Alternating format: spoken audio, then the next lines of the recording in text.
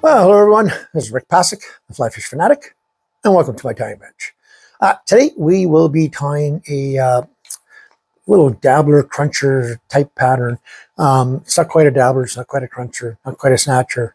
It's something I came up with a little while ago, and it's been working really, really well for me in the lakes of BC here, especially in the fall here. I came up with it, started tying this about 6 months ago. But I really started using it in September, October here in BC, and it actually I competed in a lock style competition here in BC, and it saved my bacon because it caught all but one fish of that tournament. So, and pre-fishing, it caught a lot of fish. After that, post tournament, just going out with buddies and stuff, it's caught a lot of fish. So, it's a fairly simple pattern. Just keep it fairly sparse and have fun with it. So, alrighty. Hope you guys enjoy. Let's get tying. So, today in the vise, we have an Ahrex FW 580 in a size 10. Go that way. For the thread, we're going to be using some Semperfli Nanosilk in olive, 12-aught. For the rib, we're going to be using some UTC olive wire in small. For the body, we're going to be using some Hens hair dubbing plus in number 16 here. This olive right here, that one, olive green. For the tail, a bright green, fluorescent green or almost yellow Goose Biot. And then for the body hackle, some dyed ginger, and a dyed green saddle. Okay, for the that's for the collar, the last one. So here we go.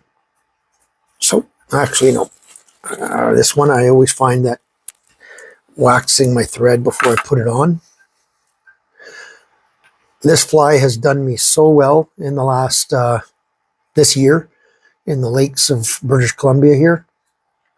I did very well with it on the competition I did, a lock style competition here in BC, and the practice sessions before, I did very well with this as well, and I've done quite well with it since. So it's become one of my first patterns on actually nowadays. Now it's now late fall, it's tying season. It's not as effective now. But it was very effective in the early part of the year and in the early fall. So I'm measuring up roughly the length of my body for my tail. So that'll go about there. My fingers are as the back of the fly, where the tail is going to be. Just keep on coming back until it is tied in the way you like it. Okay. Now, sometimes I'll put a little bit of a thread bulb right there. Sometimes I'll just go under it like I just did there. Okay. Make sure that's tied down nicely. Come to about there. I leave a little bit of room at the front for my collar. Okay. Now I'll tie in some olive wire. I also tie this with silver wire, but really with the way this is, the wire's only really there to help hold the hackle in. It's not really showing through. So really doesn't make much of a difference, but with the silver, every once in a while, the little bit of silver pokes through. So if that's the effect you want, go for it. So now just taking a little bit of that hair dubbing plus, and I've said this probably 100 times in my videos of the past. This is by far my favorite dubbing in the world. Just absolutely love this stuff. It's so bug-like. It's so soft. Got a little bit of sparkle in it. It's just an amazing dubbing. Hens really hit a home run with this stuff, and it comes in a bunch of different colors. Right, so so now that I'm in the front, I'm going to take my body hackle, which is the ginger, and I'm just going to come and kind of nip it off where the black there starts. So that's what I'm left with. I'm just going to expose a little bit of that center quill. Make sure I wax my thread at this point here. I'm just going to catch in that center quill really nicely. There we go. Get my hackle pliers out. One full turn there, and then 1, 2, 3, 4 full turns. That's it. No more. Okay, and I'll take my wire, bring it around, catch in that hackle. I said the olive here is olive wire. It really is irrelevant what color. So I'm helicoptering that off. And then I'm going to kind of back and forth and see if I can break that. No, it's not wanting to break. It's a good hackle. So don't cut off your tail. Okay. Just make sure that's all swept back and kind of go over top of it a little bit just to make sure it's out of the way. And swept back. Okay. Again, wax your thread.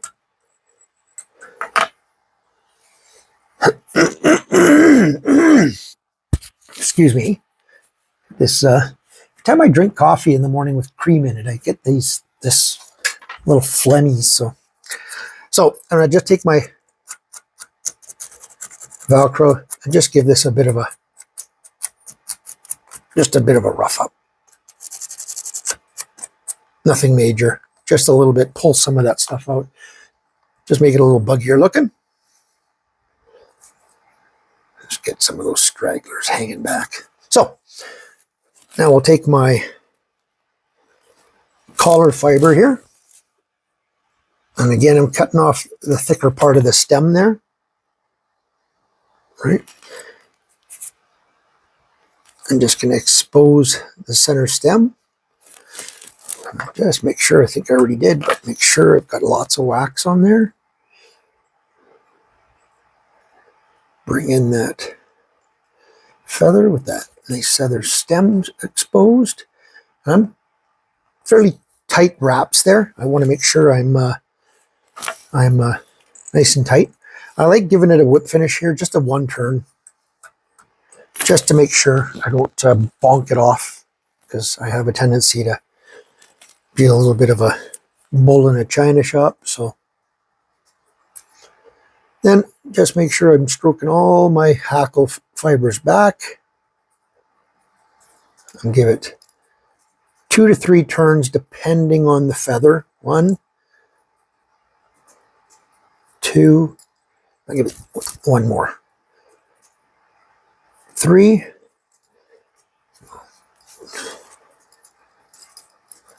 Tie that off.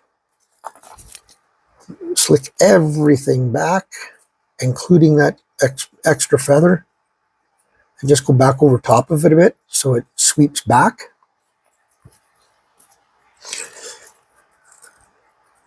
Do a 1, 2, 3, 4 turn whip finish.